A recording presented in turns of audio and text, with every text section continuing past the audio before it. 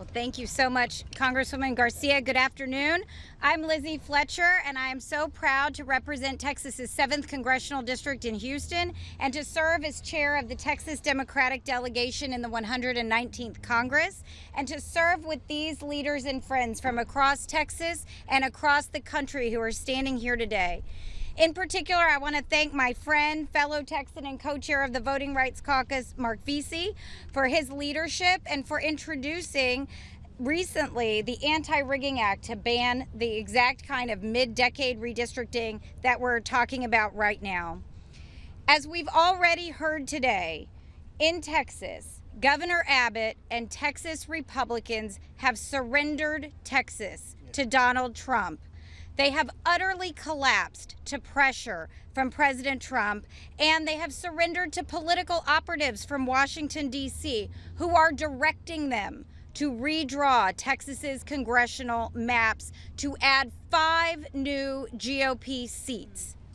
This redistricting effort is an affront to all Texans and to the principle that people deserve a say in their government.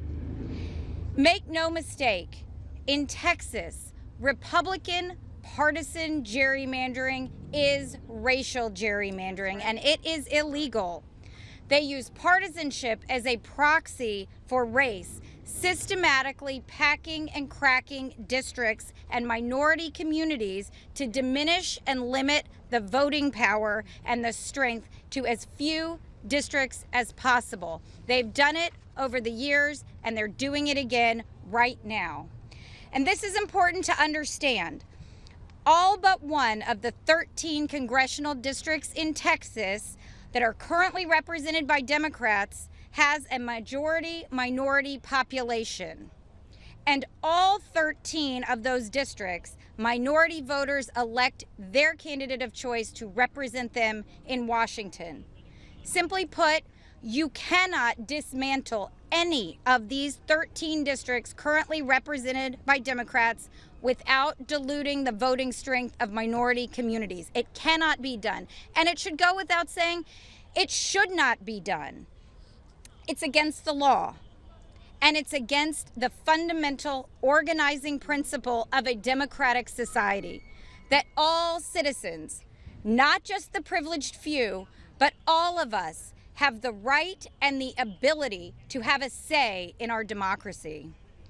This redistricting effort is not about one district. It's not about one member of Congress.